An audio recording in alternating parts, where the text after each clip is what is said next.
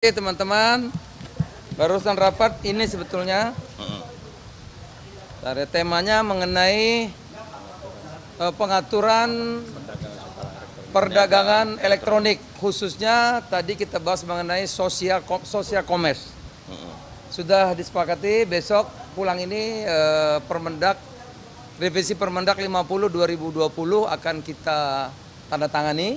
Ini sudah dibahas berbulan-bulan sama Pak Teten. Ini saya diundang Pak Teten terus dengan Pak Teten juga dari Pak Budiari, Kominfo juga tadi dan yang lain-lain juga sudah.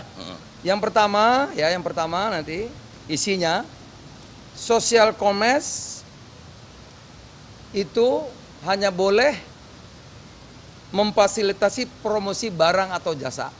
Promosi barang jasa. Tidak boleh transaksi langsung, bayar langsung, nggak boleh lagi. Dia hanya boleh untuk promosi.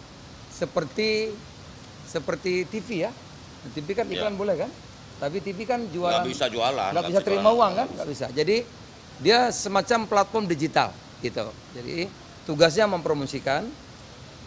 Yang kedua, tidak ada sosial media dan ini nggak ada kaitannya. Jadi dia harus dipisah.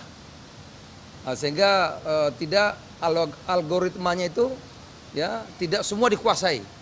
Dan ini mencegah penggunaan data pribadi untuk kepentingan bisnis gitu. Itu yang satu dan dua. Nah, kemudian kita juga nanti diatur yang boleh langsung produk-produk yang dari luar nih. Kita sebut dulu negative list, sekarang kita sebut positive list. Yang boleh-boleh.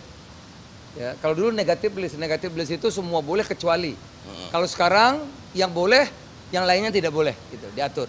Ya. Misalnya batik ini kan di sini banyak kok, ya masa mesti impor batik gitu. Ya, kira-kira seperti itu. Berikutnya, yang tadi, yang barang dari luar itu harus sama perlakuannya dengan yang offline yang dalam negeri. Ya kalau makanan ada sertifikat halal, kalau beauty itu harus ada POM-nya gitu, ya kan? Kalau nggak nanti yang jamin siapa? Harus ada izin POM, ada izin POM-nya. Kemudian kalau dia elektronik ada standarnya bahwa ini betul barangnya gitu. Jadi perlakuan sama dengan yang ada di dalam negeri atau offline, ya. Kemudian yang ketiga nggak boleh bertindak sebagai produsen. Yang terakhir transaksi kalau impor kita satu transaksi $100 minimal. Kira-kira itu teman-teman. Sudah diputuskan hari ini mungkin sore sudah saya tandatangani revisi Permendak 50 2020 menjadi Permendak berapa nanti tahun 2023 ya. Kalau ada yang melanggar seminggu ini tentu ada surat saya ke ke Kominfo untuk memperingatkan. Habis peringatan apa lagi tuh? Tutup. Oh, tutup. Saya kira demikian. Ada yang tanya? Ada yang tanya? Kita nggak pakai merek. Siapa saja? Belum diatur. Nah, sekarang diatur. Nah, itu Pak, betul tuh Pak. Ya, jadi kan ada 3 hal ya tadi kita bahas.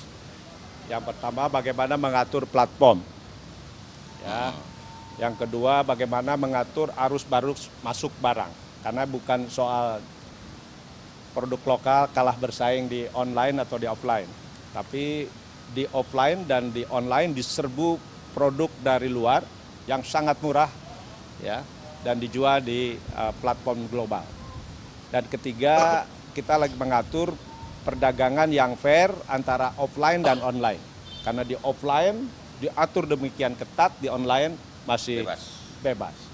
Nah, kuncinya di revisi Permendak tadi yang disampaikan oleh Pak Mendak. Jadi ada pengaturan mengenai platform, tadi sudah clear arahan Presiden, social commerce harus dipisah dengan e-commerce. Ya. Dan ini kan sudah antri banyak social commerce juga yang mau menjadi punya aplikasi transaksi. Ya.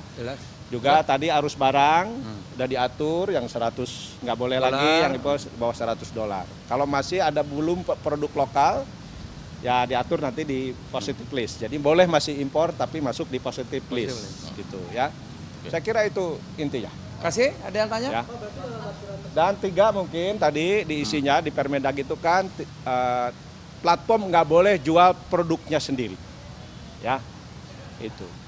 Saya kira itu. Dari sisi kominfo dikit ya. Iya, justru. Kalau ini dilaksanakan semua Insya Allah. terlindungi. Insya Allah. Pokoknya gini. Pokoknya kalau dari Menkominfo adalah begini. Kita harus mengatur yang fair, mana yang Bukan sosial. pasar bebas tapi fair. Bukan lagi free trade, perdagangan bebas, tapi fair trade. Perdagangan yang adil.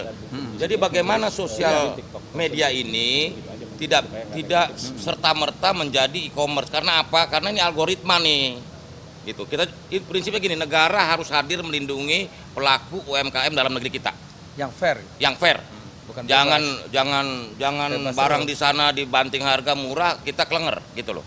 Nah, kedua adalah bahwa kita tidak mau kedaulatan data kita, dipakai semena-mena. data-data kita ntar dipakai semena-mena. Kalau algoritmanya udah sosial media, nanti e-commerce, nanti fintech, nanti Pinjam uang.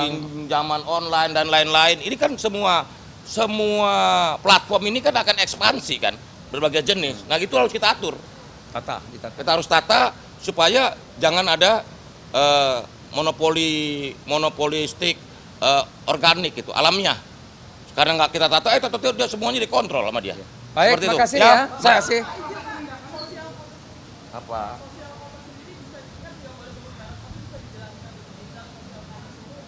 Gini loh, bukan yang namanya sosial media itu kan dia tidak dipakai untuk kebutuhan e-commerce kan, perdagangan kan. Karena itu maka muncul istilahnya social commerce. Nah, sebenarnya ini kan tengah-tengah nih antara sosial media dan e-commerce. Nah, jadi platform sosial media tidak boleh bertindak sebagai platform e-commerce. Itu aja intinya. Ya. Ya, begitu ya. Cukup, udah jelas. Cukup. Cukup. Udah nanti tenang. Semuanya. Ada. Sedang disusun sama Pak Presiden. Makasih ya. Makasih.